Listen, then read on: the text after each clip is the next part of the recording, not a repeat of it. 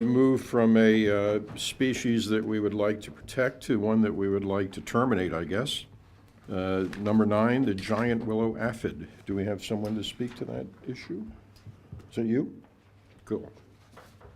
Thank you, Mr. Chairman. And this is picking up on, I suppose, a report that we gave to this committee 1 year ago associated with just the seasonal experience of the willow aphid. And I think it was, I'm not sure who it was in recent meetings, so I think it was Councillor Bevan had asked us to bring back an update, or was associated with the most recent season and the giant willow aphid. So look, I won't go through the entire paper in its entirety. I assume you've read it, but just to highlight a couple of points, we've restated the particular problem that we've got and some detail about what the aphid is. My comment here would be you'll probably hear more about, and a reflection of this is more what you see and hear about wasps.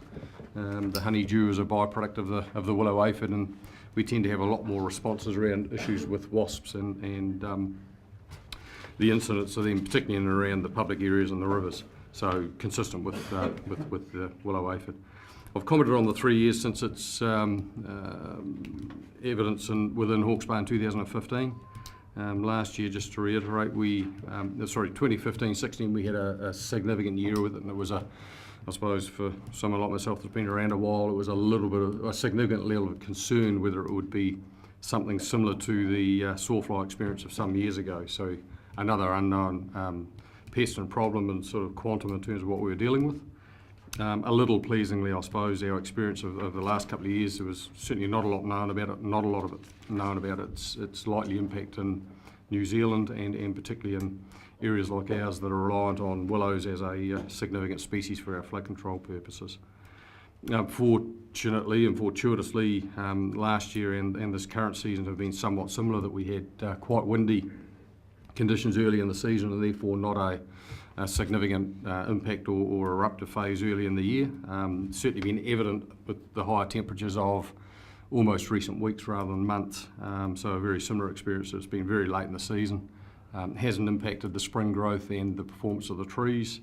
But a residual question for me in terms of clause 7 is a bit of a question mark in my mind about what it's doing in a cumulative sense.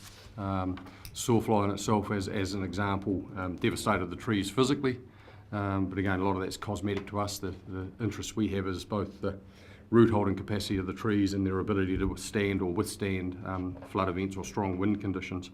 So a sort of residual issue for me, or a querying issue for me at the moment, is just what's happening below ground. Certainly I believe it's nothing like the significance of the sawfly, and current advice through the Willow and Popular Plant Materials Collective is to monitor the annual experience. I suppose it's pleasing to say the last 2 years have certainly not been the experience of our first year in 2015.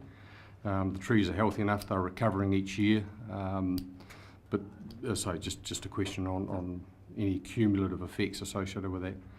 We've highlighted and isolated a couple of sections, one of the Narrow River between Ormond Road and Carrick Road. Again, I think these are as much a age and stage issue for us around willow species. Willows and poplars don't last forever, so I think they're coincident with some age and stage things as opposed to specifically the willow aphid. But in some areas it can be the sort of straw that breaks the camel back, that if you've got some aged trees or trees with particular problems, some of these things can be the death knell of them. I suppose the obvious question is, why are we persevering with willows? Well, similar to the sawfly experience, we've still found nothing that we believe is an adequate replacement for willows as what we call the frontline edge protection, so the ones that withstand the immediate pressure from flood events, both in terms of their ability to obviously grow and root and establish rapidly, their root holding capacity, and equally their value to us in terms of reuse. We can tow them around, we can cut them down, and they'll survive that sort of treatment. The other exotics and poplars included, and particularly natives, simply aren't in that category. So very much isolated to what we call our frontline edge protection zone, which is the area that's got to take the first and the major brunt of our floods. Behind that, we look at other exotics and other natives and transition zones that manage the velocity on the berms. So not insignificant, but it is the isolated first 20 metres of what we call the edge protection zone. So our I suppose our current position is to simply still monitor the effects of this particular problem. It may well be like sawfly, where it's literally another pest that we've got that finds its own position with us, and that we survive our way through that. And I suppose an additional safeguard that sits behind this is through the level of service review and the scheme upgrade works that we've got proposed in the next 10 plus years, is that we do have what we call sort of hard structural works options around groins and concrete works that could either complement or replace these in a time frame that's in front of us around the raising the standards for the flood protection schemes. So that's the Aphid issue as it stands for this particular year. Mr. Chairman. Councillor Dick. Graham, thanks for that. Do you, or is it worth trying to control them with sprays or anything like that? Yeah, sorry, good question, Councillor. The area that we've got between Ormond Road and Carrick Road, 2,700 poles, chemical control is an option. Unfortunately, some of the chemicals used in some of these areas have issues associated with spraying on or near waterways, so some of the consenting challenges, it poses some consenting challenges for us, but in terms of small scale it's an option, but not on a large scale within the river systems. Any other questions, comments? Councillor Wilson moves. I'll second. Councillor Barker seconds. We'd like to speak to it? Oh, just quickly, thank you for this report. It sort of covers it very well. It's all over the region, right down my main stem of my creek at home and all along the roadside if I'm walking along behind a mob of stock or something. It's quite interesting. You can really easily tell where they are because the ground underneath looks like it's had a petroleum type product almost poured on it. And anything over a dusty road, it just quells the dust. Mm-hmm. But you have to assume it's a natural product, but it doesn't look like it when it's on the ground. But anyway, it's I guess it's not the challenge that the previous creepy crawly was, and let's hope it remains that way.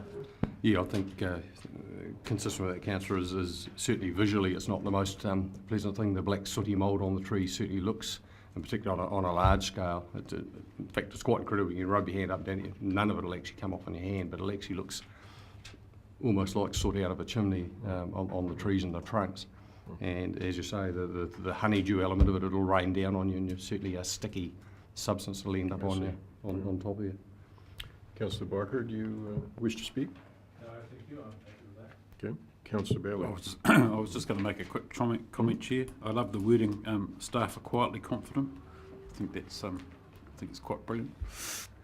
I also noted that quietly confident, and I found at this stage of my life I'm also quietly unconfident about many things. There's a very slim margin there, isn't there?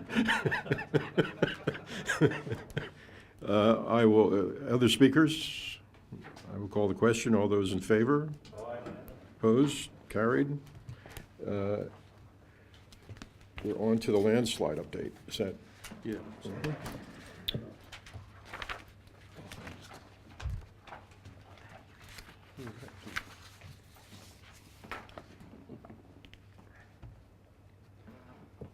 Look, I'll perhaps introduce this paper in a bit of a tag team between myself and Stephen Swaby sitting alongside me here. We've been involved in this particular action or activity both in, I suppose, our incident controller capacities and sort of asset management hats. So between myself and Stephen, so we'll highlight the issues of this paper and probably equally relevant give you an update that this paper was written 10 days, 12 days ago, and obviously what's occurred in that time with a reasonably fast-moving event or experience that we've got in Hawke's Bay. Not moving at all. Yeah, thankfully not moving in substance, but moving in terms of what we needed to do about the issue and how we've addressed that. So, Stephen, do you want me to lead that, or are you happy to? I'm quite happy to introduce. Yep. So the context for this is that around the 25th of February, a landslide was initiated on the true left bank of the Mangapoike River at Mangapoike Station, or just downstream of Mangapoike Station. By sheer chance, the slip occurred halfway between the Wairau district and the Gisborne district. So it's partly within our region and partly inside the Gisborne district, which is obviously a Region 2. And the volume of failure was roughly 11.5 million tonnes, of which a block of about 8 million tonnes in volume made its way down to the river along a plane within the rock, which proffered little resistance to that failure. It's not the first time this has occurred in the area, and there is on the true right bank, in almost exactly the same position, a landslide dammed lake that occurred earlier last century. So there's some consistency here in the geology. The consequence has been that the block of material, which is illustrated in figure 4, particularly from an aerial photograph obtained by Auckland University, has blocked the river to create a landslide dammed lake, which is illustrated in figure 2. The lake has been gradually accumulating water over a long period of time, months, to the point that when this paper was written, it was beginning to rise to the level of some of the infrastructure on Mangapoike Station, particularly the bridge which crosses the river, the shearers' quarters, and some of the accommodation. The consequence of those threats to infrastructure at Mangapoike Station has been to have Gisborne District interested in what may happen. And from our perspective, we've been interested in what may happen once the lake gets to the point where it begins to overtop the landslip itself. And the worst case scenario for that would have been the overtopping water leading to failure rapidly of the landslide dam. And in the paper I've given you the analysis of what that might have looked like if it had occurred. But actually what I'll do is just update you now on some details around what happened in the sequence of events to manage this particular slip. So Gisborne District and ourselves worked together to both make observations on the part of Gisborne and to fund work to do some investigation with an engineering geologist, a chap called Ian Brown. And between us and some work from Auckland University on surveying the slip, we identified it was really composed of two major parts, one downstream which was higher than the part of the slip upstream, and in between which a smaller lake may have eventually accumulated water once the upper part of the slip had been overtopped. So the sequence we anticipated happening when the paper was written was that the upper part of the slip would be overtopped. It would fill the basin between the two parts of the slip, and then water would continue to rise and then flow over the top of the downstream part of the slip or flow through the core of the slip. Now, since the paper was written, several things have happened.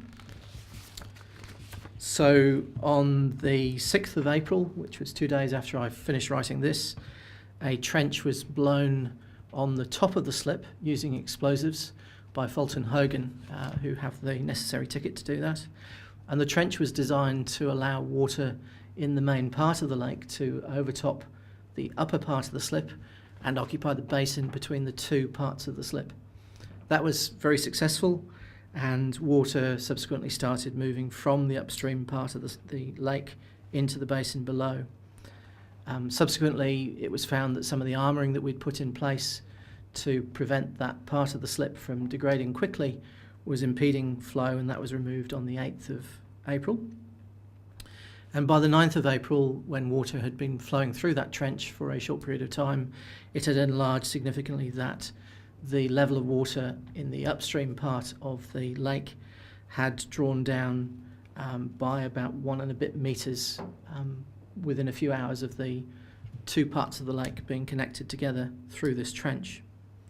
That alleviated the pressure that we had at the time of water potentially affecting some of the infrastructure at Mangapoike Station, and it's meant that they're now about 2.5 metres or so clear of the lake's surface, and so they're not going to lose access to the bridge and the shearers' quarters and so on. The downstream part of the slip also overtopped late in the afternoon of the 9th of April, and as a consequence of that, water flowed down the face of the landslip itself and entered the Mangapoike River and travelled downstream as a pulse of water. And that pulse of water was visible visually and also on our records, but it was not significant enough to threaten anybody outside the main channel of the river, but it was noted in travelling down towards Wairau. In the inspection on the 9th, which is of course Monday, The Gisborne District staff note that there was no visible evidence of leakage at the toe of the slip, which would indicate that the slip itself is not allowing water through the core, which was one of the modes of failure that might have occurred and perhaps been more problematic for us. So in summary, the situation we're at the moment is that the risks to the Mangapoike station infrastructure are now reduced. The risk of flooding from a significant sudden failure downstream seems to have been reduced significantly as a likely mode of failure. There is water leaving from the Landslide dam itself, and we'll keep a watching brief about what happens in the next few days as the water continues to flow over the top of the lower part of the dam and continues to incise through the muddy material that's present. We had some observations earlier yesterday from Gisborne to say that rocks are moving around, as might be expected in the big morass of material that's sitting there. There's lots of big rocks, big lumps that came off the cliff, and lots of soft material. And of course the soft material is being eroded away whilst the big rocks are staying. And it looks like we've got some, we can have the lights down. These photos might be a helpful illustration of some of that. Yes, it is, yeah, and particularly when it reaches the river. I think evidence there, Councillor, is the colour of the water you see.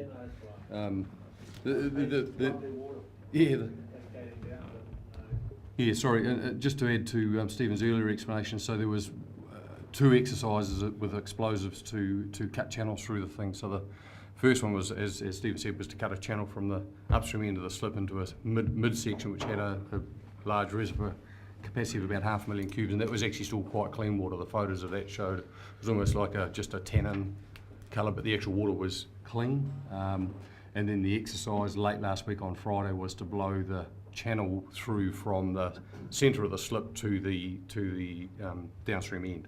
So that was the most, I suppose, concerning element of it. One was, blowing a channel and shifting water within the thing. There was 2 optimistic sort of hopes of that. One was that it would take water into the centre of the slip, and with these massive rocks, which I've got another photo here to show you the size of these. I mean, that's the size of a house that you're looking at there. That there would be sufficient voids and whatever within the slip that the water would percolate down and through in the middle of the slide itself in a controlled way, leak, and therefore we didn't need to do any other additional work. Obviously what occurred is that the water in the centre of the reservoir, as Stephen said, collected water, it was sealed off. There was no evidence of water coming out the bottom or through the toe of the slip itself, so the decision was made to firstly, initially, under the guise of perhaps thinking about excavation, physical excavators, we took excavators up there, but the most efficient means was then to use explosives to blow a channel through the slip. And so that activity occurred through just after midday on Friday, last Friday, and about mid-afternoon it blew its way through in terms of, they blew the hole, and then the weakened zone from that, the water actually burst through the top of the slip on that late Friday afternoon. So reference to a wall of water, but it was a controlled volume of water within the river channel, but a clearly evident volume of water in terms of heading down the river. So these were a couple of images from, how the hell I drive this? Just showing another one there if I can show. Oh, is there arrows there, is there?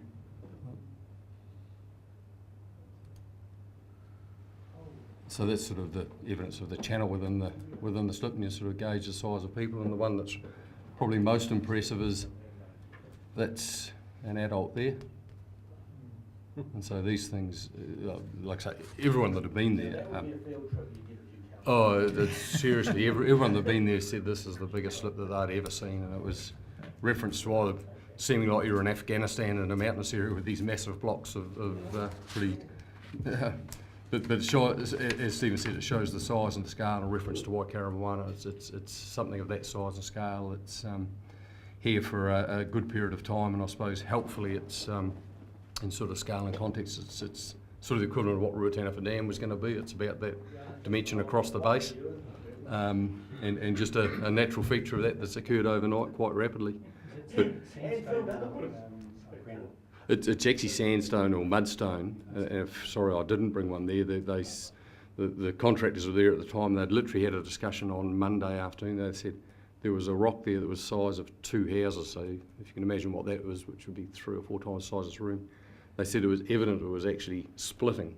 It was physically sitting there on the edge of the channel, and it was just the weight of it on its own. And they said, wouldn't that be a YouTube shot if you got that splitting? It would go around the world, and literally it fell apart. And they've sent me an image of it just occurring, but missed the absolute final point. Does this lake stay there for? Is this just a natural thing that's happened to Lake Territorial? This lake's going to stay there forever. The question mark, the unknown at the moment is the significance and the timing associated with the down cutting, and the fact that it's siltstones and mudstones means that it is highly erodible. There's two elements to that. One is it means it'll happen in a controlled fashion rather than a catastrophic failure, which is all the work we've done here. I'm thinking about what if. I suspect it'll be there forever in some form or fashion. But in fact, there's still quite a bit of activity with just the unconsolidated nature and the voids in the thing, that it will continue to do its thing for quite a period of time, both down cutting and sort of consolidating itself as the thing settles. This stuff would have a high weathering impact, so through summer and winter, this, while it's massive and looks significant, it'll dry and crack and break down quite quickly. Mudstone. To give you a sense of longevity, the previous slip that had been on the true right, very close by, is no longer evident in the channel. So it would have been not the size of this, but very large as well. And it's just gone. And that happened last century, so it's relatively recent. So is the inflow now into the upper lake equal to the outflow that has now been created?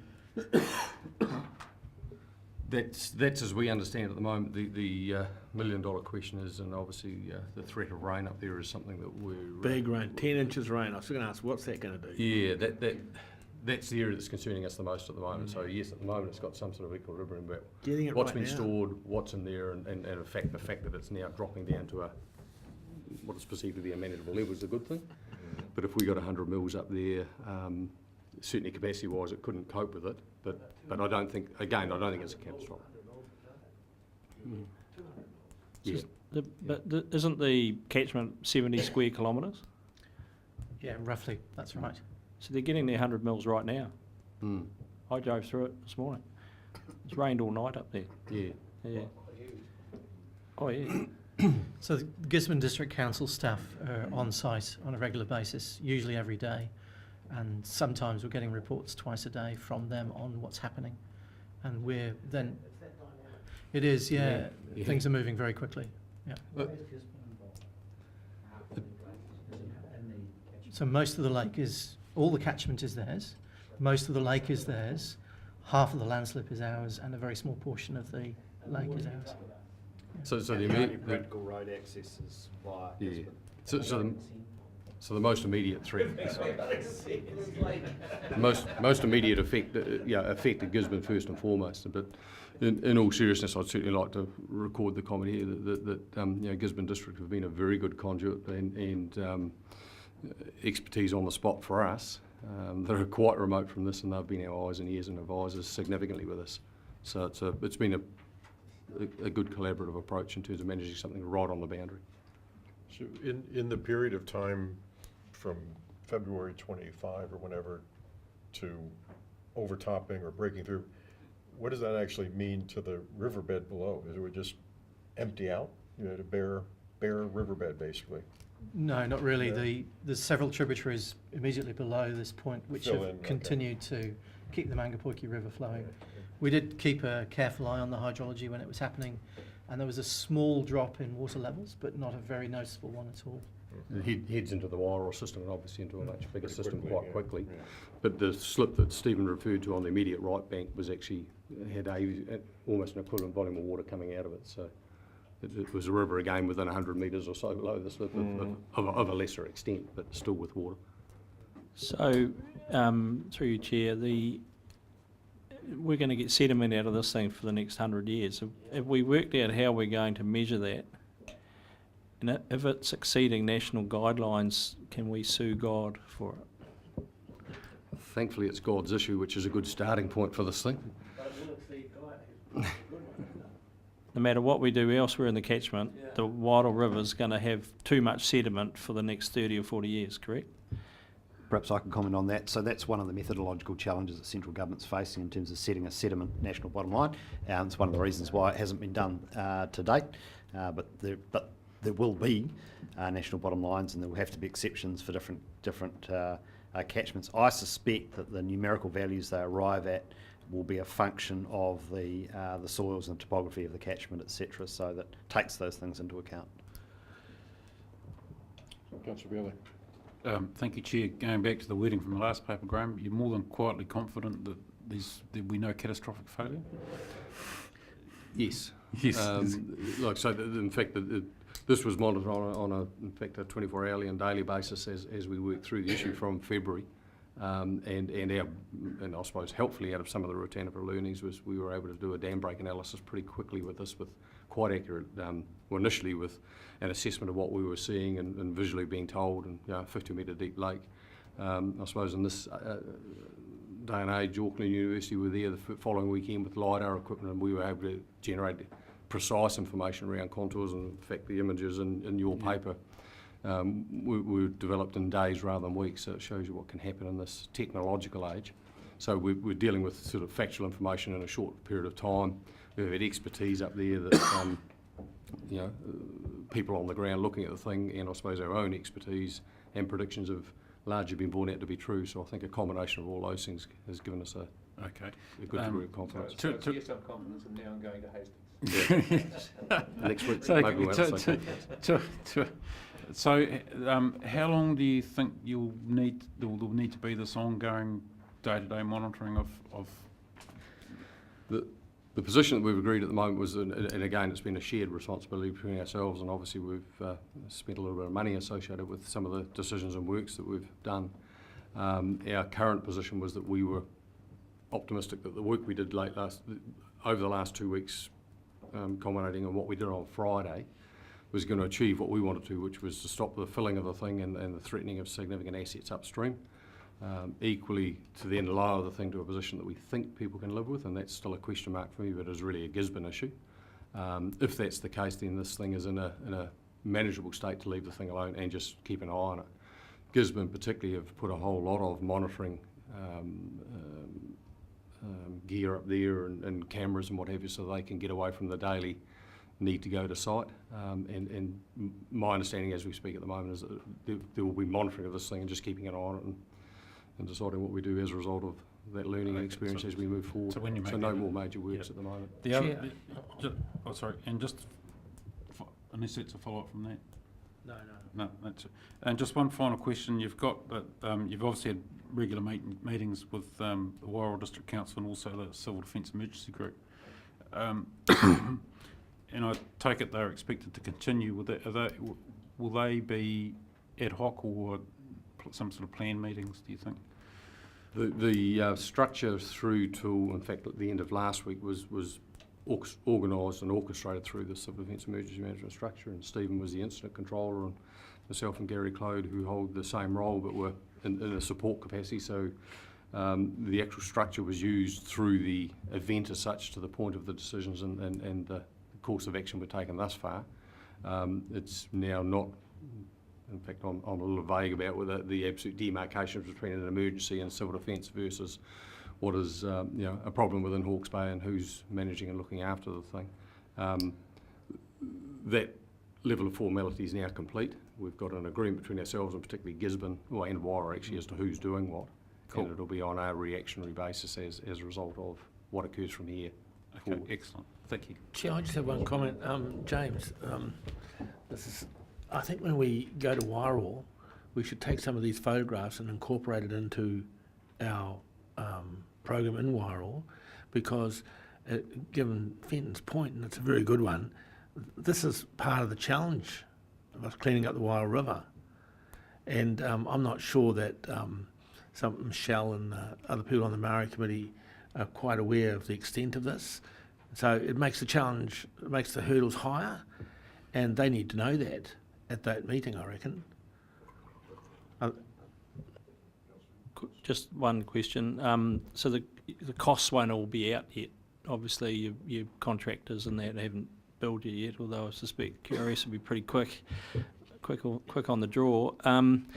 where are the costs going to fall eventually? I mean, is that a further discussion that comes back to this committee maybe or something? Or? It is a further discussion. At the moment, I don't believe the costs are going to be substantial. I've actually been involved in both committing to works and approving expenditure. So there's been two key elements. One was the expert Ian Brown that came to site to visit the site, make an assessment, provide a report at short notice for just under $10,000, which was agreed at the start of this thing. We've had some machinery up there, and there's still further discussions to be had between ourselves, GDC and the landowner, and probably one area to explore is the insurers of the landowner, which has been broached in terms of perhaps sharing of the costs, but at this stage we're not expecting those to be substantial, perhaps in the order of $20,000 or $30,000 associated with the size and scale of this, acknowledging the internal time issues. So time sits where it lays within the organisations, and that's the commitment of external costs, I suppose, if you call them that. Happy to move, Chair.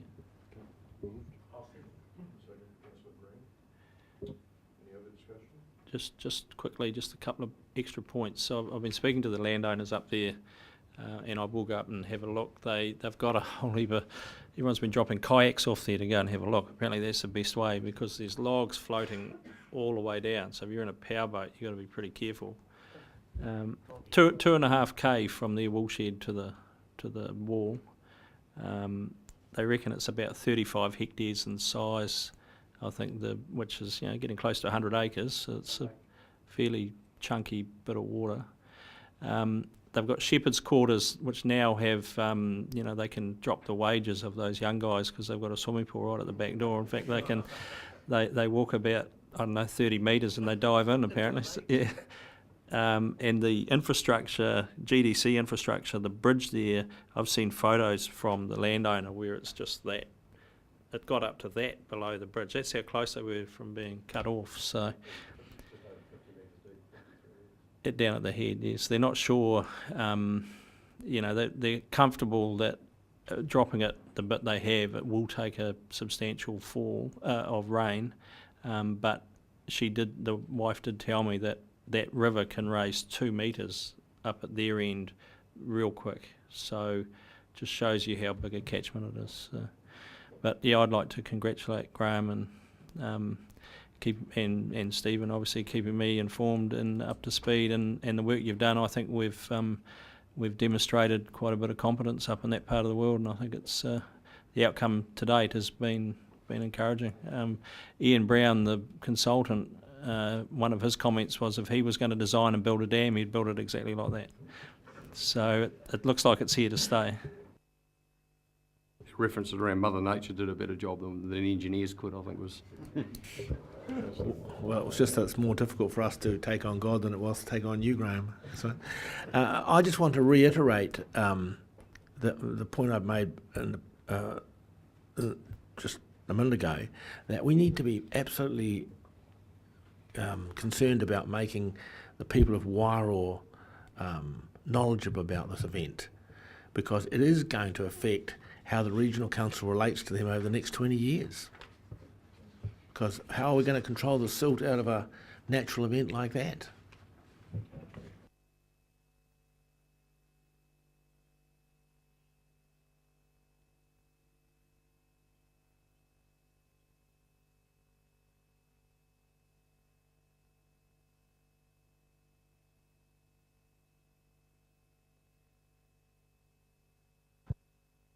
Hawke's Bay Marine and Coastal Report. I think Stephen might be covering this one because I think Ollie's he's not here today, as I understand it. I saw an Andy earlier, but he's disappeared. Oh, here he is. He's just coming back. Paging Dr. Hicks. You're on. You're on, Logan. It's very good timing, mate. What's your white back for it is? Yeah, this is going to be next.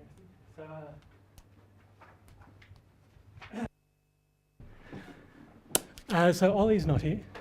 I haven't read the paper, so I'm not going to be able to help too much. But I can answer questions, and so there we go. Yeah. Perhaps I might introduce the paper for the committee then.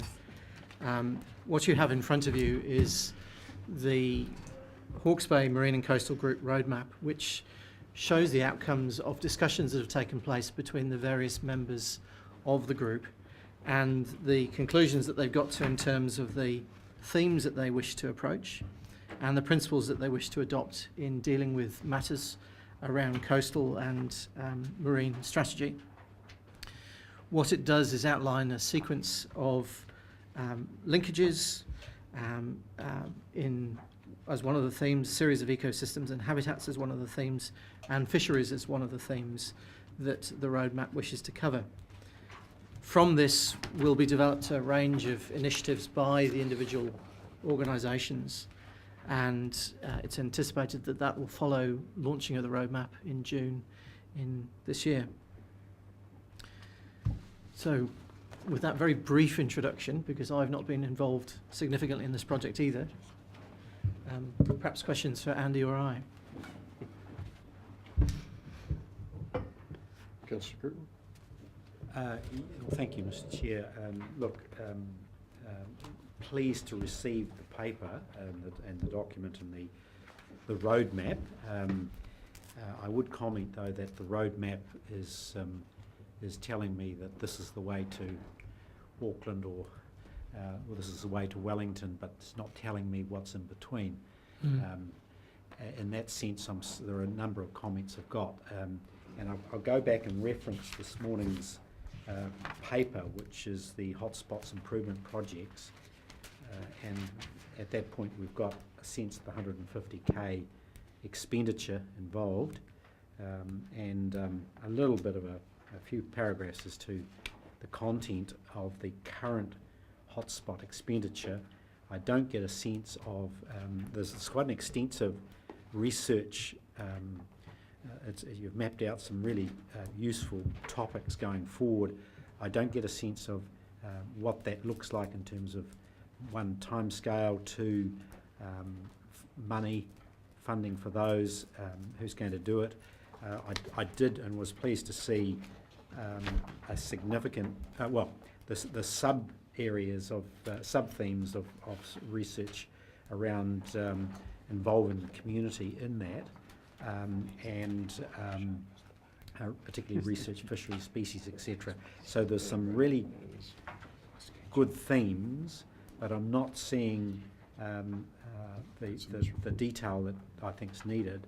The other aspect is, unlike all the other hotspot issues, you've got governance involvement in each of the areas. We made that as a bottom line for all those hotspot topics, but there's none here, and I have felt that there's some degree of exclusion of governance from it, which I'm suggesting we change. Through you, Mr. Chair, thank you, Councillor Curtin, for your comments. The roadmap is not intended to provide the detail of implementation, and it actually identifies that within the roadmap. And the second part, I'll pass across to James. So, Councillor, the hydrodynamic model and the effects of sediment, obviously a key priority in terms of the map, and you'll see from both the hotspot reporting today and most likely also in the operational projects report that work's going on both the commissioning of the hydrodynamic model, and that's a work program for this current and coming financial year, so that's the time frame around our deliverable there. It would be fair to say that's the first cab off the rank in terms of anybody doing any work to initiate this, so we're picking up one of the key projects and driving it. Similarly, habitat investigation was another a key part of this, and the survey that we have starting next week with NIWA of the Wairoa Hard is another key element and was identified by this group as a priority place to start. I'll start tomorrow. So just to give you an assurance that we are getting on with our bits of this. Other parties and their bits that are more germane to their responsibilities, such as fisheries research, remains a bit of an open question. We have the Minister for Fisheries attending the launch of this document on, I think it is the 6th of June. It's in the paper. But he has agreed to officially launch it, and we are hopeful at that point in time that he will have something to say about a contribution to the research effort by the Ministry for Primary Industries. So there is work going on, and you've pointed out the paucity of visibility at a governance level of that work. Interested in exploring that a little bit further, because we have got an intersectoral group that's overseeing this. The collaboration continues. And so at the moment there's no councillor representation on that group and no governance level for the other government agencies involved. It's all at staff and operational level. But if there is a desire for councillors to get more proximal to the work program, what's going on there by a vehicle other than reporting at this committee, then happy to explore that. Well, if I could follow on, Mr Chair, and thank you for that, good to hear. Possibly where I was coming from in terms of planning and the program, the roadmap, is that we've got a 10-year plan under consultation. I would have expected there to have been a 10-year horizon for our contribution to it and what we're going to do, and I don't know what that looks like. So whether that's a piece of ongoing, I mean, a consultation document is never perfect, and it's always work in progress. So am I to take it that when the detail becomes more apparent, then that will find its way into our own work program, paralleled by the work program across the board? Is that how we're looking to do that? So the short answer is yes. The reason that we haven't necessarily committed to some of the projects that fall into perhaps a slightly more ambiguous space as to organisational competency, a la fisheries and MPI, or some of that habitat monitoring which might sit with the Department of Conservation, that's subject to further negotiation essentially. So we've identified areas that are of greatest interest to us, and we're getting on and funding those now. There are some elements which require further negotiation as others bring their funding forward. I think what we can do is bring you back our current plan, if you like, within the LTP context, the 10 years worth of funding, where we see applying our resources to the activities of this roadmap, and then where there is some ambiguity about future funding. So I think that's something we can report back on easily, and we can get Ollie to do that when he returns. So Ollie's at a conference or something in Wellington today, and Ian Maxwell, who has been overseeing this more closely, is eradicating mammalian predators from the conservation estate. Councillor Bailey. Thank you, Chair. Just to clarify my mind around the roadmap, from reading it and reading the paper, to my mind it is basically there's a bunch of people have got together and they've worked out what we don't know so that we know what we need to find out, and then it's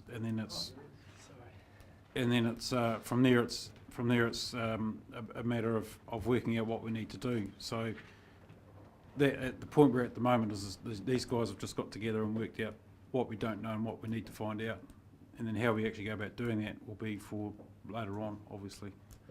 I think you summarised it well. Ollie's obviously just flown in from Wellington. Apologies, yeah, fresh off the flight. There was a question from Councillor Curtin in relation to the specificity of our funding commitments to elements of that. Obviously we've got some things on the go as of tomorrow and as of now, but over the sort of a 10-year LTP horizon, how much is this mapped through in terms of what we're going to do, what others might do? Yeah, I guess there's some is mapped through already through the LTP. I mean, obviously, when you look through this document, especially with the terrestrial and coastal linkages section, a lot of that deals with working catchments and things like that, and obviously a lot of the propositions through the restructure and through the through the LTP around work within catchments. We have also got some elevated levels of funding, hopefully going through into the water quality, into the new coastal and marine team as well, in terms of technical support in year 2. And then I guess, this document has very much guided the work that we're doing through the Marine Hotspot Fund this year as well. And whether that continues into next year, I guess has yet to be seen. I'm not sure where that's sitting. But yeah, I guess the specifics of this document in terms of the actual implementation still have to be worked through. This is a very high-level document. It's very much a document that kind of captures the aspirations of the community in Hawke's Bay. Looking at the people that we have sitting around the table as part of the Marine and Coastal Group. And it's also, I guess, a document that if we want to if we want to realise what's in there and implement what's in there, then it's not just going to be down to regional council to do that work. We need commitment from all the other partners around the table as well. So the reference in here on item 2 to East Coast Limited, are they? Is that the folks who gave us the presentation some time ago about what they thought the overall situation analysis was and what we needed to do and so Yeah, forth? that's correct. And they also had they've had quite a bit of input into this document as well. So based on what I recall of that presentation, it seems to me there is in fact a lot more detail floating around in the background. I mean, that, as I recall, was a pretty thorough kind of situation analysis, at least, of where things stood and what needed to be done, and it even had some costings in it, did it not? Yes, indeed, and there is there's a fair bit of detail, I guess, that sits behind this document. But I guess the direction that this specific document took, was steered by the group, and they very much wanted to go, down this kind of high-level route. When we started out, there was a lot of discussion around the implementation of it, and at what point do we start putting costs around things, do we end up with something like this, or do we end up with something that's kind of 200 pages long and an immense level of detail? And I guess this is the first step towards that level of detail. But there are already some, back of the cigarette packet kind of costs associated with some of these things. But as with everything, putting specific costs at this stage until we have a specific implementation plan is quite difficult. It also struck me that at least the Napier Council was missing, if not both TAs. Shouldn't some of these issues certainly touch on matters that they would have a stake in? Certainly, yes. But in the listing here, it didn't seem like they were part of this. Are they part of it? They haven't been specifically involved in this stage of the project, but we'll certainly be reaching out to them now at this point. Now that we've finished this document, to discuss with them how we can work together moving forward. Councillor Curtin. Just to follow on from that, Mr. Chair, and the comments as to contributions to this, I'm taking it that the Regional Council's 150-odd thousand current expend plus its anticipated long-term plan spend is by far and away the largest visible contribution with a dollar next to it than any other group. Was that fair comment? Yep, that's a fair comment. So taking that to its logical conclusion, you made the comment that the community voice, if you like, is heard from the various stakeholders, and currently that's where it sits. My concern is that as the community voice for the dollars that we put in, I'm not there, and none of my fellow councillors are there. To me, that is a significant gap in this. We've got significant planning, policy development, etc., going on, and there's no parallel representation of governance in this arrangement so far.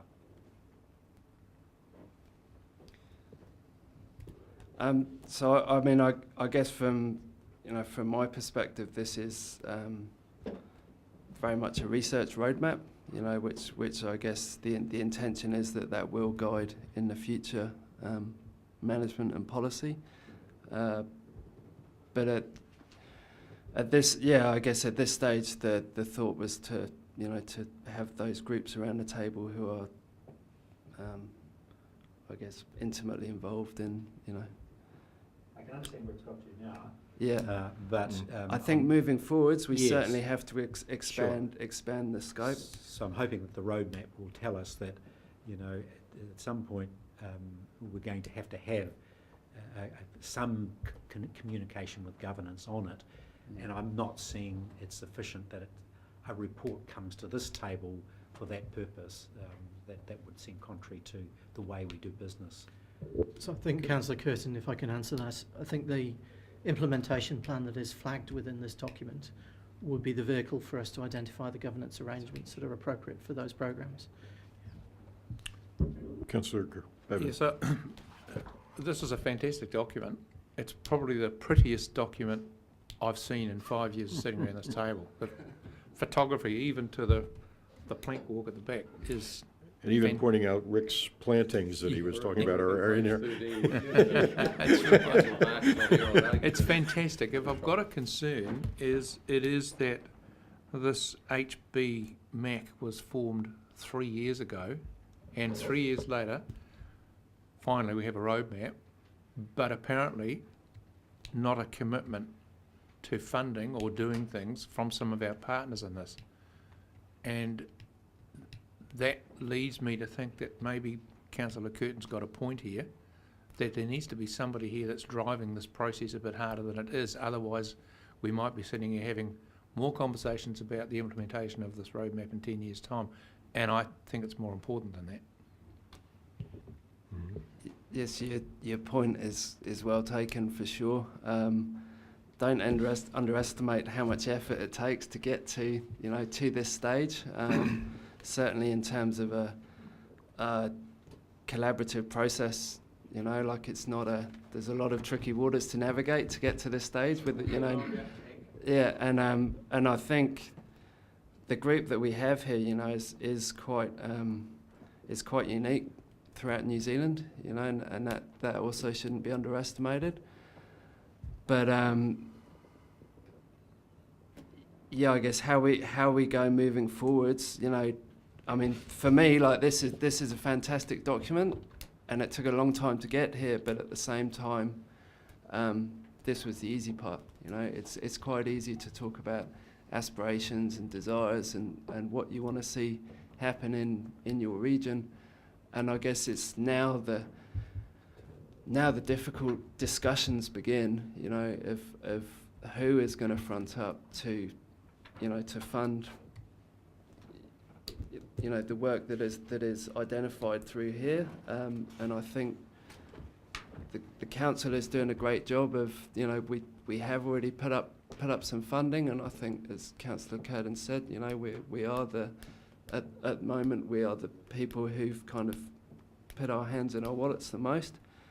But I did come before this group, you know, 6 weeks ago, you know, and touched on this funding matter where, you know, this is the point where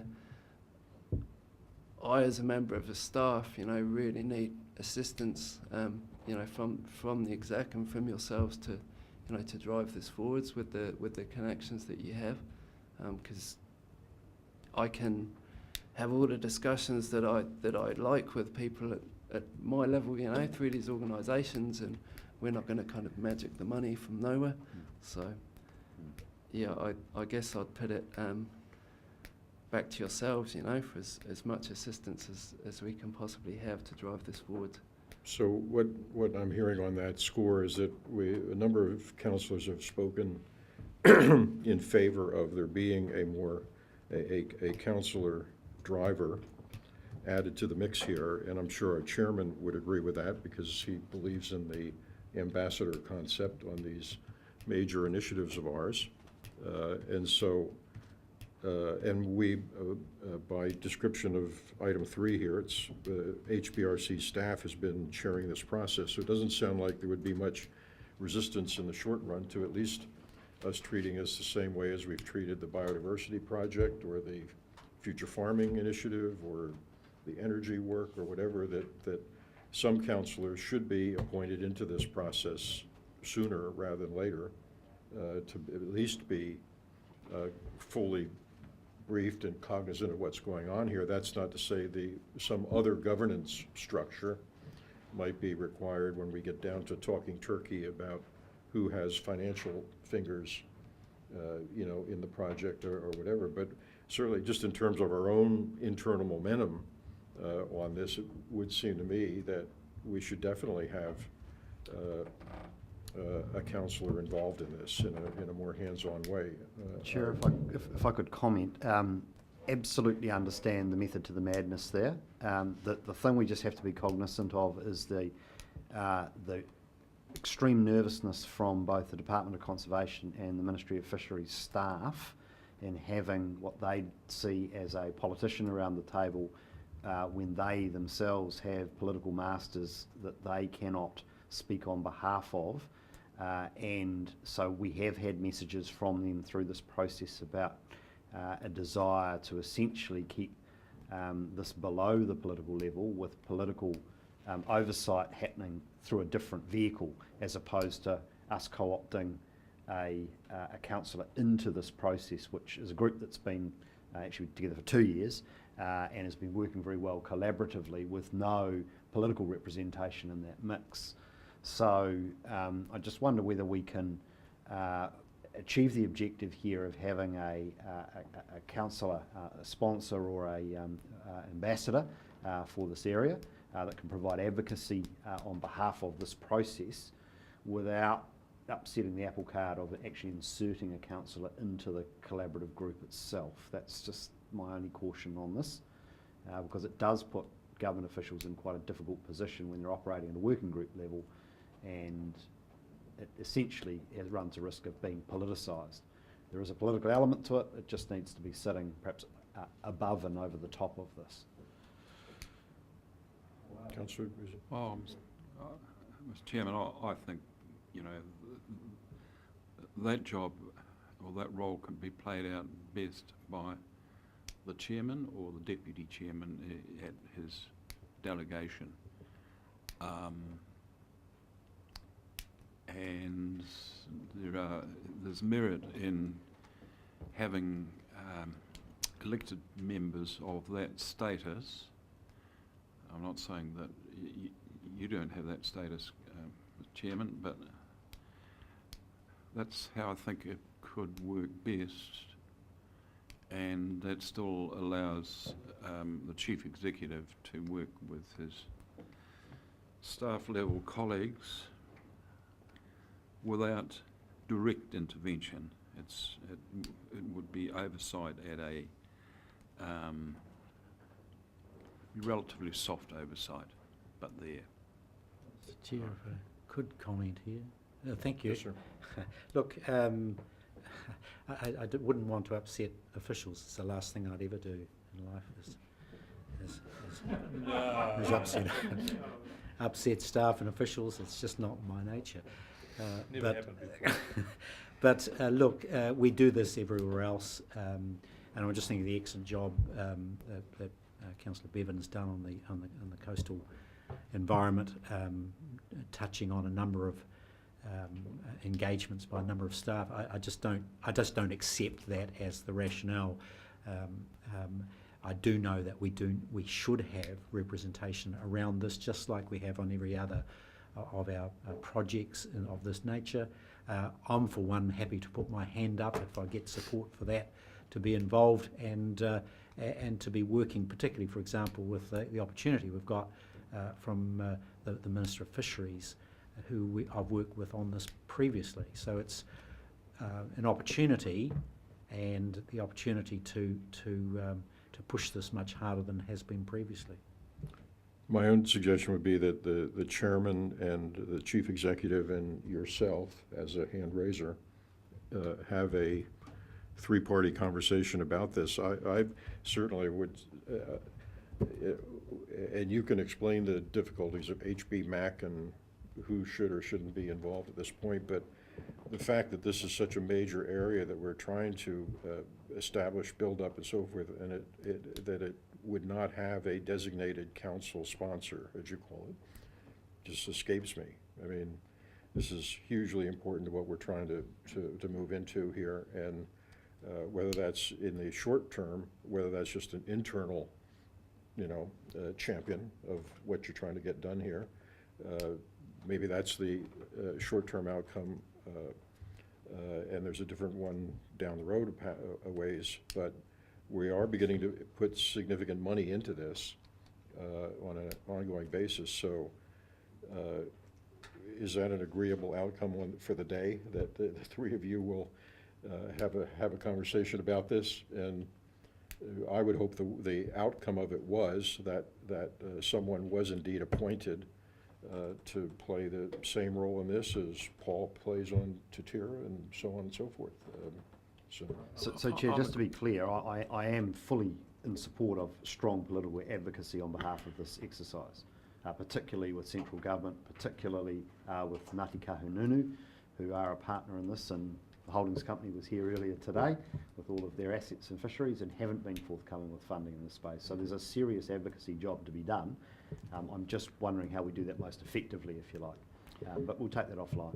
Mr. Chairman, So look, I'd be more than happy for you and the chair and Neil to have a discussion about that and come back with a plan or recommendation at the next council meeting. That's what I'd like to see. I was meaning by that chair.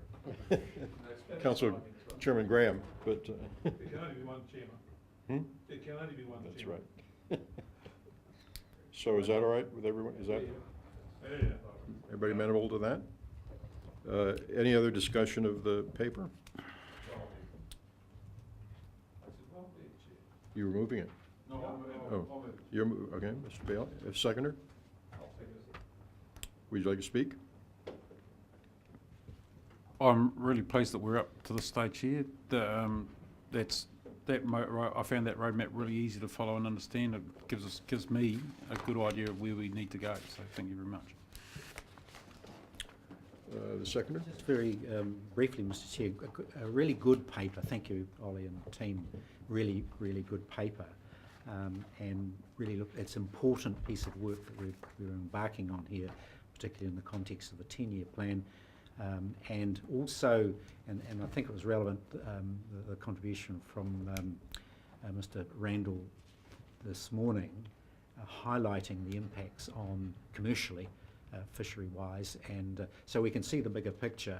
Previously, in my engagement with Council over a couple of decades, is that we have ignored what happens out there, and the importance to the region is clear and obvious. So we've got a big task in front of us to get across to everyone, the public, and all the stakeholders of our marine environment that this is equally as important to what goes on the land as what's happening out there. So let's get on with it and do this. The final comment I'd make, Mr. Chair, is we've had the example of whitebait, as you very eloquently put earlier, the charismatic species. So developing a charismatic species to signal what we're doing, and we could choose, for example, snapper as the species holding the charisma to drive the story we're trying to tell. So we may want to think about how we do that. Any other comment? I'll put the question. All those in favor? Aye. Opposed? Carried. Thank you. And we're on to zero carbon. Apologies again for my lateness. Thank you, Is that Chair. you? Is that you? Well, I don't see Mr. Skirman present, so I'm happy to... I think he's out of town today, actually.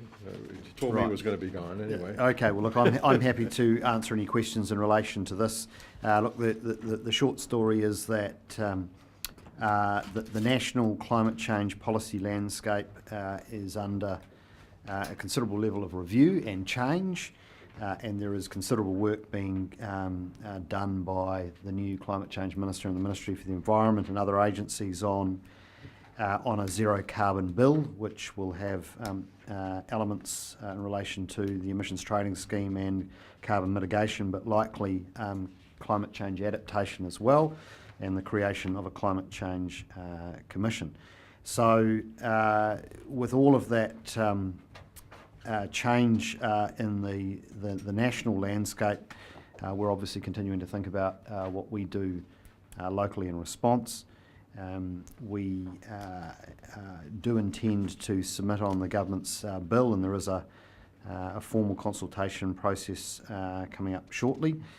And so to think about what our interests are with respect to that climate change bill, we need to think through what are our activities that align in this regard or don't, and where we would like to see additional effort. The report commissioned last year and provided to Council to this committee from ECOS gave us a really good picture of current state in terms of where we're at on climate change activity as a council, and pointed to some areas where we can do even more. And there are a range of initiatives included within the long-term plan which will contribute to that further. So there's nothing more I really need to add, Chair, other than to say that we will come back to this committee in the fullness of time with a proposed submission on the zero carbon bill. And in the meantime, we're focused heavily on the LTP consultation and bringing forward a range of initiatives there which will help this council make a greater contribution to the regional preparedness to a changing climate. So before I ask for questions, let me just make a few more comments about this.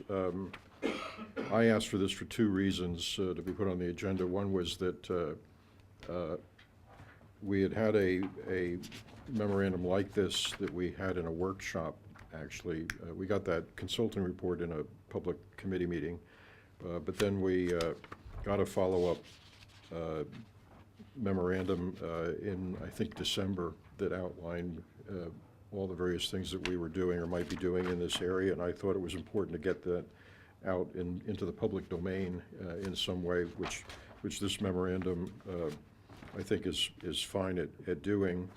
It doesn't mention things that we then subsequently have decided to put forward, where they're still in the consultation process, like the sustainable homes thing has a bearing on this, obviously, since we're opening up the ambit of that.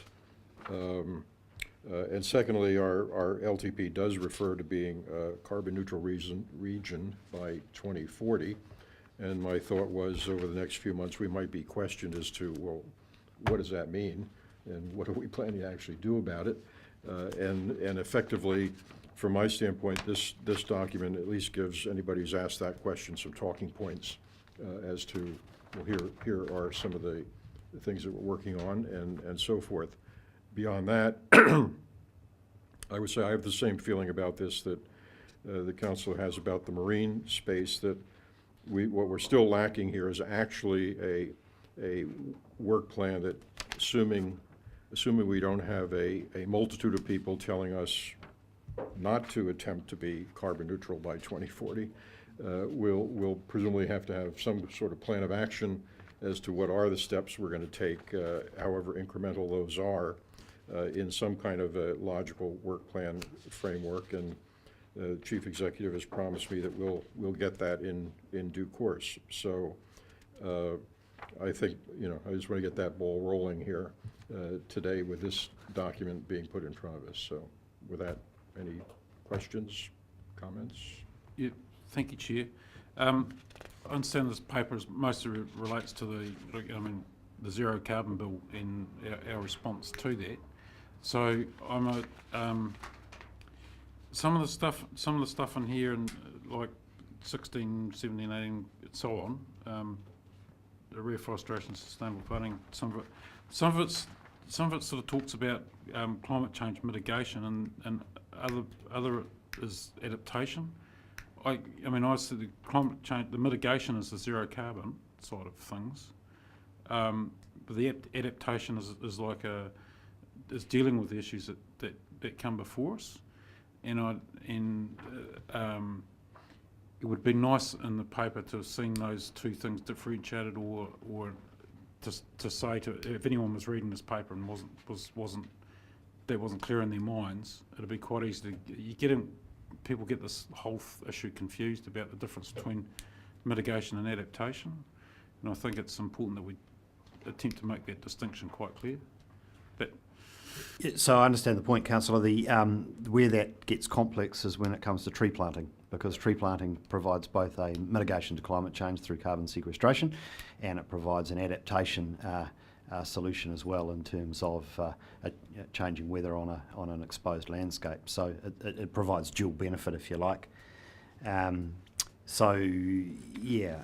taken. The climate change, the zero carbon bill, I anticipate will cover adaptation as well. While it's entitled the Zero Climate Bill, because it's establishing a Climate Change Commission, that commission will have responsibilities for adaptation too. So there will be a range of policies and functions in that act in relation to adaptation too, I suspect, which will cover things like sea level rise and the good work we've been doing in the coastal space, and how at the national level that's going to be responded to. Councillor Wilson. There was a piece of work done by the WDC, Warra District Council, 6 or 7 years ago, which, and I'm not sure who did the work, whether it was the mayor in a cigarette packet or whether it was Boffa Miskell or someone else, I have no idea. But apparently there is a document somewhere that 5, 6, 7 years ago they were deemed to be carbon actually sequestering more than they were emitting as a district. So my question quite simply is how hard would it be to do that over the whole region? So as I understand, there was a very high-level study that was commissioned by this council 6 or 7 years ago.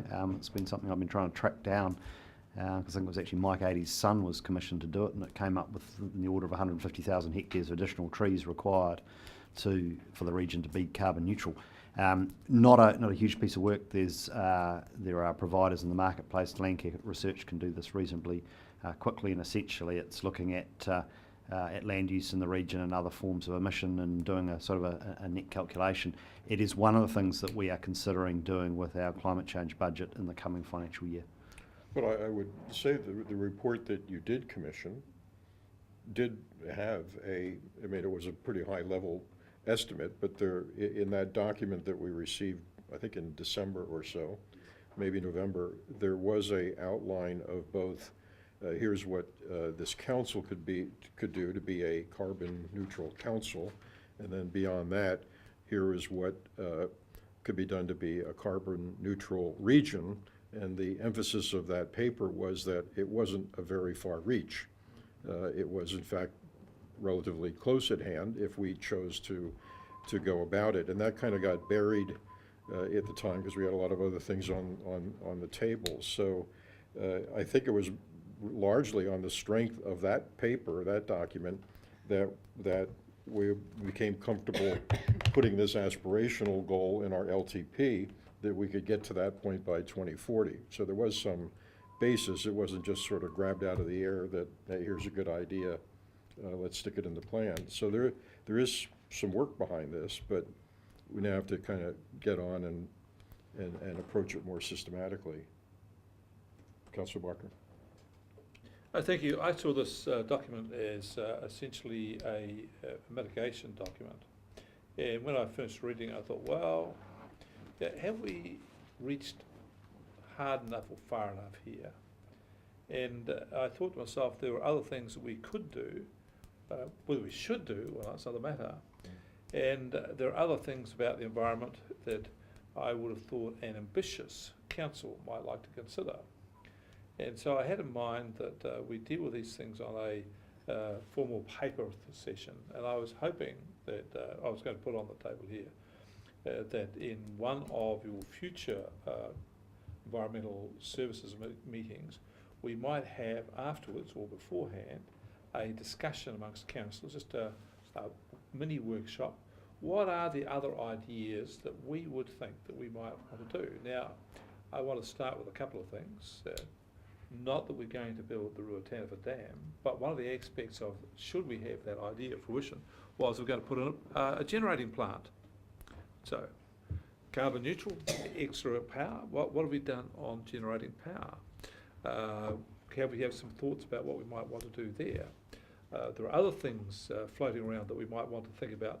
So I just thought, why don't we have a discussion to see what is it we might think we would like to do or could do, and drive the chief executive even closer to the edge of insanity with all the ideas we've got running around the place, he's looking very apprehensive about us sitting down having a think tank. I can see worriedness looking over, my goodness, what are these people going to be up to?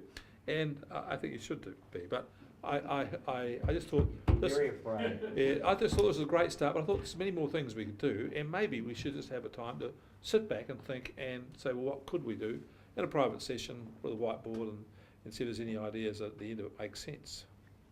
I agree with that, but I think a homework assignment for that meeting would be going back and reading the consultant report that we did pay for and receive, which was Happy to do that too. Yeah. pretty damn comprehensive. Yeah, I I'm happy thought. for you to give us a 20 question multi-choice okay, answer all right. question test on before we get into the conversation. See that we've read it. Happy to do that. Happy to do that. Yeah, Okay. yeah, yeah. All right, cool. So you. Mhm. Any other, council? What? The report's received. I would just note, if there's a seconder, that we're a bit light in the transport section as to our contribution to minimising carbon. There's no mention of the fact that we run a comprehensive public transport system using buses to replace single passenger cars, and of course our project for East Coast Rail, where logs will be carted with about 1/3 of the fuel consumption that would be the case with trucks. Along those lines, Scion has put out a biofuels roadmap that anticipates or that suggests that we could make quite a dent in our diesel consumption, which is probably a major issue, certainly an issue here in this region, since much of our electricity is already renewable, basically. So there's quite a bit of, they say, a 5 million ton reduction by 2050 in diesel or a substitution of biofuel at that level would take the equivalent of half the cars off the road. So there are bigger ideas floating around out there as to what we could do, and point taken, we should put it all out there and see what's relevant to us. On that, the thing I had to remember, forgot to, is that in the 1930s, nearly all of the tractors in the Midwest of the US were driven by alcohol, not diesel. Mm-hmm. And the farmers produced their own alcohol on farm to run the diesels. The drivers. We're the drivers. No, but I knew we'd get Sounds this, like a but win-win. This was methyl alcohol, not ethyl alcohol. So they had different alcohols. So, but anyway, they did, and it was the fuel industry that put all the pressure on to cut it down because they wanted them to go onto diesel tractors. But all the early Fords and tractors would run on diesel, alcohol, or kerosene, and they then changed them all over to diesel. Well, we have an enormous capacity here to generate alcohol from the basis of all the plantings we've got, and therefore have a substitute for diesel. We have plenty of opportunities. We just don't have the law as mitigates against us at the moment, and other things. But boy, oh boy, we could do some smart things if we wanted to. So, Chairman, We have a seconder to the motion. I know you're about to go into debate, but just let you know that I've had contact with Scion today, and we're talking about a provincial growth fund bid around biofuels off the back of our forestry investments. So we are exploring that as part of the work program. We are moving.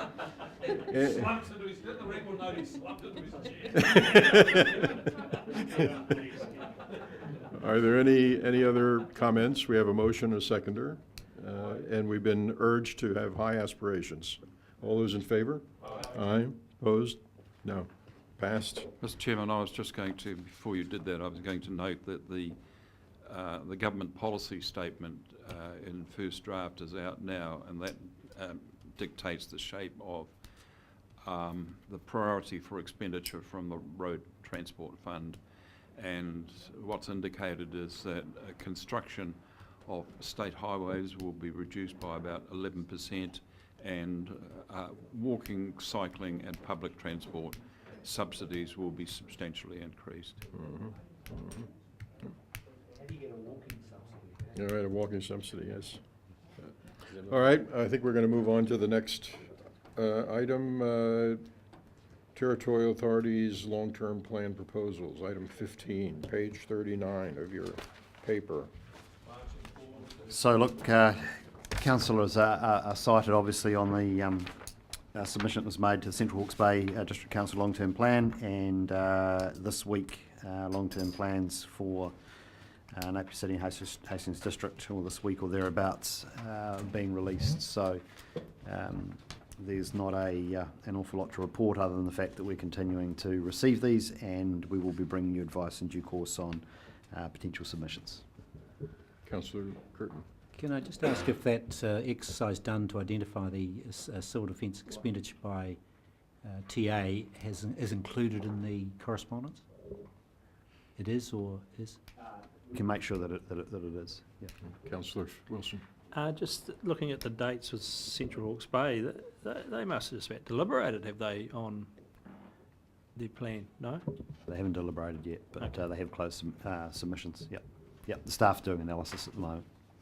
But they have deliberated on their submission on our long-term plan. That was done yesterday, with some debate. All right. Sorry, Mr. Chair, one other question. Can I ask if we've asked for speaking time to appear in person for submission? On the Central Hawke's Bay one, my recollection is that we didn't ask to be heard. Are we asking? So that's a question that you'll need to resolve when we bring the draft submissions forward. So this paper reminds us that, order please, this paper reminds us that the drill here is that for these subsequent submissions we're making, a draft will be done, it'll be passed by us. If people have further thoughts they'd like to see included, that'll be left to the chairman and the chief executive to sort out, and that's the way we're going to proceed.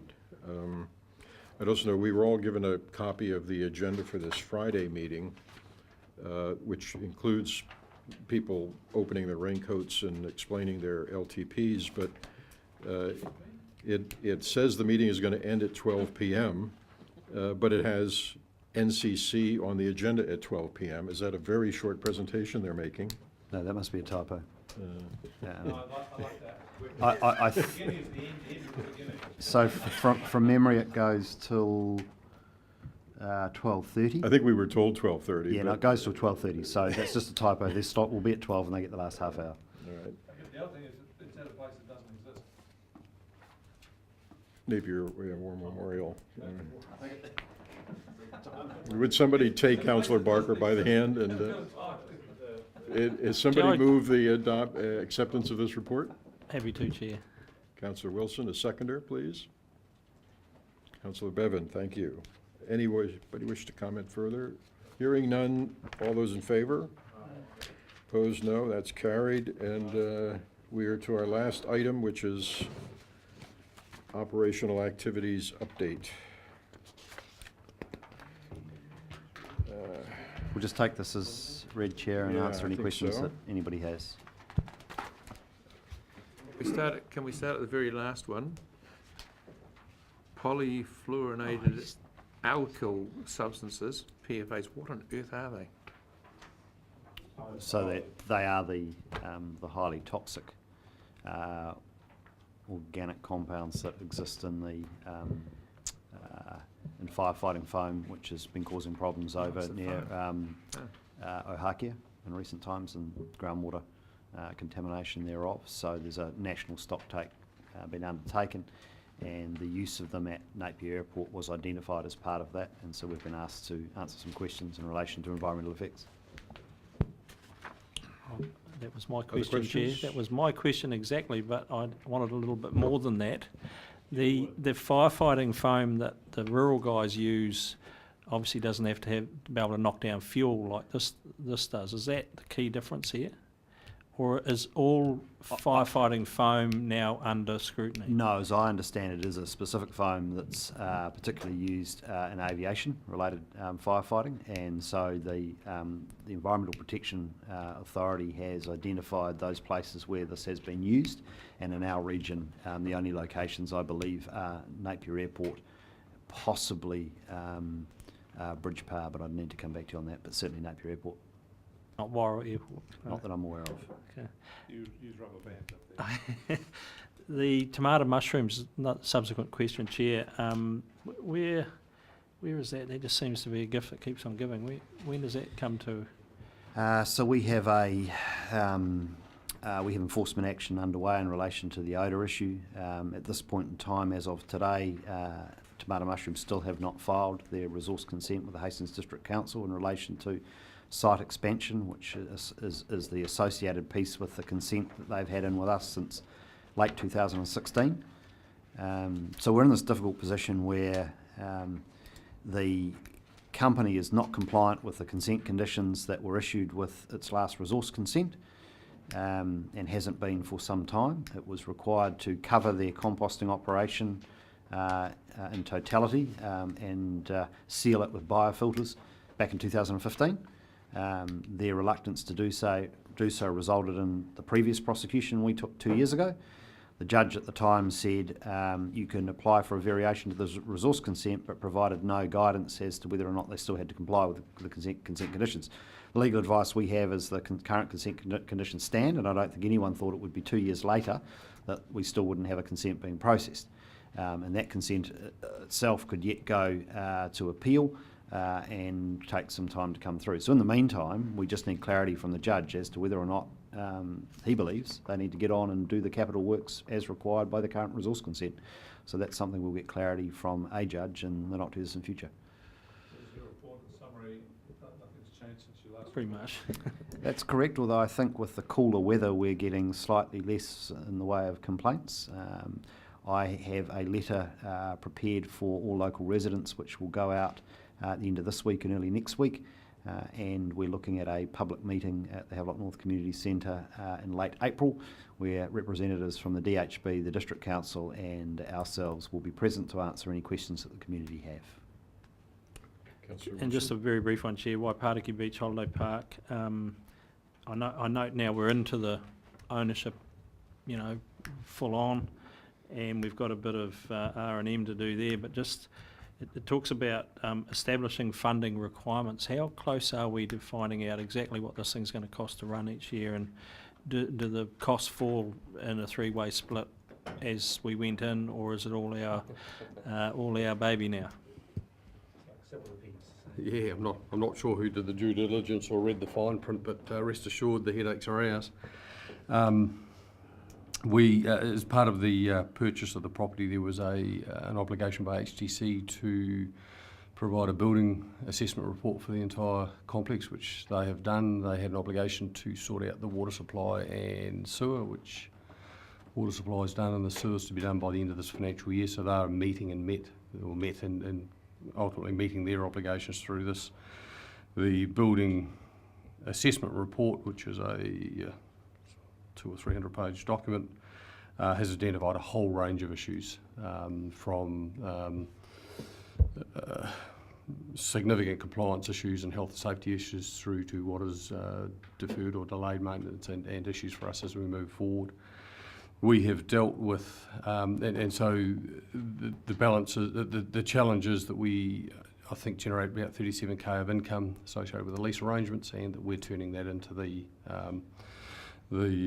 funding to deal with our compliance issues. We've dealt with the immediate ones that we needed to. We also had a staff team building exercise there over a couple of days that was able to deal with a whole lot of both immediate issues and significant issues within the range of challenges identified. And at this stage we've got to round it out with Hastings District Council, but our expectation is to agree that what's left now can go into a more manageable program as we move forward. But certainly on the basis of expecting to spend the income-related money from that to maintain the thing in the certainly foreseeable future. I think fair to say we will be having another staff working bee this year to chip away at the issues, and I have encouraged my colleagues at the Hastings District Council and the Napier City Council to take their teams also on site and get a saw or a paintbrush in hand and contribute to the effort. Councillor Wilson wants to join, he's sending a specific invitation. Exactly, that wasn't quite there, but just to make an observation, Chair, I mean, we don't run campgrounds. I mean, these other guys, they do it daily. you know, who's leasing it? Is it just an individual or is it actually one of the councils? No, it's a private individual. So the lease arrangements, at the time of purchase, the lessee was changed at the property as well. So it's a new lessee that's been there for the duration that we have, which is about 12 months. But actually doing a good job and has a stronger vision, in our opinion, than what existed prior. Any other questions about any of this? I have one question. Under farm plans, it is noted that we have 294 farm plans now been completed. We are getting to the May deadline, and I would suggest at the very least we need to be thinking about what our communications plan is going to be on the matter of 1,100 plans being required, but 300 and some perhaps being in hand. What are we going to say about that? We don't need to, I'm not looking for an answer today. Oh, but look, this is heading down our way. Chair, I can assure you, I have already taken the step of procuring preliminary legal advice from our barrister in relation to enforcement action, which has a degree of inevitability associated with this looming horizon. We will be pulling out all stops in terms of reminding people of their obligations over the next few months, and there will be a series of stepped up activities, starting with warning letters, and then that may have to escalate to infringement notices, and then ultimately prosecutions in the event that we don't have compliance with what is required in the plan. And look, I just make the observation that if this council does not follow through in that regard, our ability to regulate such activity in the future will be pretty challenging, and I don't think it's fair on those landowners that have actually got on and got their farm plans done, that we essentially ignore non-compliance. So we will be as reasonable as we possibly can be, and there will be plenty of communication to the community about their obligations. But certainly you're right, time is running out. Any other comments? I would like to just thank the staff for preparing this report and make the comment that between this report, the weekly reports we get on consent applications and so forth, I don't know about the rest of you. I talked to a lot of other counselors around, and we are so much better informed as to what's going on in our council than these other folks are. I mean, they are clueless about this level of information as to what's going on, where trouble spots might be, things being flagged in advance. And I'd have to say, you know, the danger in that is we all have no excuse. We all do know what's going on pretty much around here, and so we bear some extra accountability for that, whereas some of our councillor colleagues elsewhere have a kind of what me worry, you know, hear no evil, see no evil, you know, et cetera, attitude about things. So it is a double-edged thing, but I thank the staff for the trouble it takes to put together something like this. Is a pretty informative document. Thank you. Seconder? Second? All those in favor?